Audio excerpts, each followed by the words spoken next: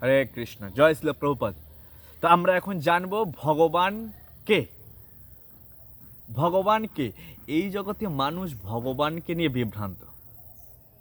আর এই জগতের সবথেকে বড় সমস্যা হচ্ছে আমরা সারা দিন প্রশ্ন উত্তর করি, কিন্তু ভগবানকে নিয়ে জানবার জিজ্ঞাসা বা প্রশ্ন করি না যে হু ইজ গড, ভগবান কে বা ভগবান শব্দের অর্থটা কী। তো দেখুন, বেদব্যাসের পিতা ভগবান শব্দের অর্থ বলছেন যে যার মধ্যে সমগ্র পরিমাণ ঐশ্বর্য আছে, যার মধ্যে সমগ্র পরিমাণ বীর্য আছে, যশ আছে, জ্ঞান আছে, বৈরাগ্য আছে, শ্রী আছে, সেই হচ্ছে ভগবান পূর্ণ মাত্রায়। এই যে গুণাবলীগুলো বলা হচ্ছে যার মধ্যে পূর্ণ মাত্রায় আছে, সেই হচ্ছে একমাত্র ভগবান। হ্যাঁ, তো এই পূর্ণ মাত্রায় এই সমগ্র যশ, ঐশ্বর্য, বীর্য, শ্রী সব কিছু ভগবান কৃষ্ণের মধ্যে। হ্যাঁ, তাই কৃষ্ণকে বলা হয় পরমেশ্বর ভগবান। হ্যাঁ, এবং শুধু কৃষ্ণ ভগবান, ভগবদ গীতার মধ্যে কৃষ্ণ স্বয়ং বলছেন, কি বলছেন? অহম সর্বস্ব প্রভব, আমি সব কিছুর মধ্যে প্রভাব বিস্তার করি অর্জুন। শুধু তাই নয়, ভগবান গীতার মধ্যে অর্জুনকে বলছে, অর্জুন মত্ত পরতরম নান্নাত কিঞ্চিদস্তি ধনঞ্জয়, আমার থেকে শ্রেষ্ঠ আর কেউ নেই অর্জুন। খুল্লা পৃথিবীর মধ্যে, কুরুক্ষেত্রের যুদ্ধের মধ্যে বলছে, এমন না ঘরের মধ্যে লুকিয়ে লুকিয়ে বলছে মত্ত পরতরম নান্নাত, আমার থেকে শ্রেষ্ঠ আর কেউ নেই। মই সর্বম ইদম সূত্রে মণিগণাইব, যেভাবে এই মালা সুতোর দ্বারা টিকে আছে, ঠিক আমার শক্তির দ্বারা অনন্ত কোটি ব্রহ্মাণ্ড টিকে আছে।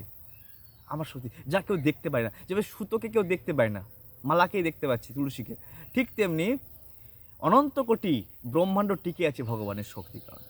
ভগবান সে কথা বলছে অহম বীজপ্রদ পিতা অর্জুন। অর্জুন, আমি বীজপ্রদ পিতা। কৃষ্ণ বলছেন এই জগতে যত জীব দেখছো, সমস্ত জীব যে সৃষ্টি হয়েছে তার বীজ কে প্রদান করেছে? আমি কৃষ্ণ। দেখো, যীশু খ্রিস্ট এসেছিলেন, তিনি কি বলেছিলেন? আমি ঈশ্বর নই, আমি ঈশ্বরের দূত, আমি ঈশ্বরের পুত্র। হ্যাঁ, মোহাম্মদ পেগম্বর এসেছেন, উনি কি বলেছিলেন? আমি আল্লাহ নই, আমি আল্লাহর ভেজা হওয়া দূত। আর ভগবান এসছেন, ভগবান কৃষ্ণ, তিনি বলছেন সাক্ষাৎ, বলছেন আমি ভগবান। ব্রহ্মা বলছে হ্যাঁ কৃষ্ণই ভগবান, ঈশ্বর পরম কৃষ্ণ সচ্চিদানন্দ বিগ্রহ অনাদিরাদি গোবিন্দ সর্ব কারণ কারণম, সব কিছুর কারণ, যা কিছু ঘটছে এই জগতে কৃষ্ণ। হ্যাঁ, ব্রহ্মা হচ্ছে সৃষ্টির আদি জীব।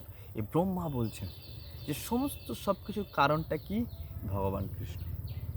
আচ্ছা, শিব কি বলছেন?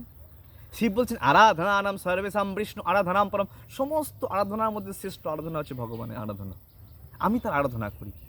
হ্যাঁ, শিবের একটাই কাজ, হ্যাঁ, কীর্তনীয় সদা হরি, সর্বদা সে হরি কীর্তন করে, আর নিত্যম ভাগবত সেবায়, আর নিত্য ভক্তের সঙ্গে নিত্য ভগবানের কথা চর্চা করে।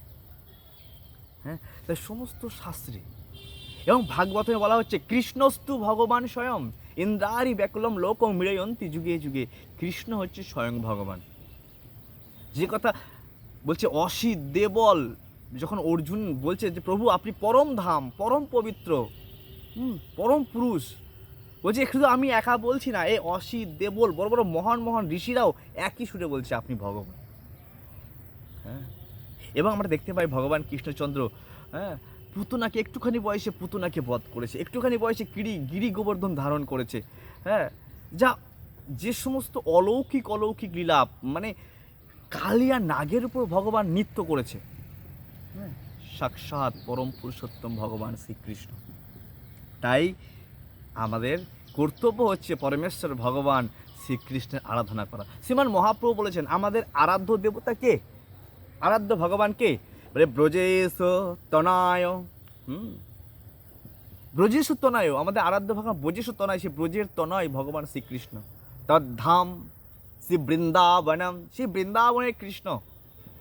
রম্মা কাচিত উপাসনা ব্রজবধূ বর্গেন যে কল্পিতা, লক্ষ্মী দেবী সমস্ত গোপীরা যে কৃষ্ণকে আরাধনা করছে, আমরা সেই কৃষ্ণকে আরাধনা করতেছি।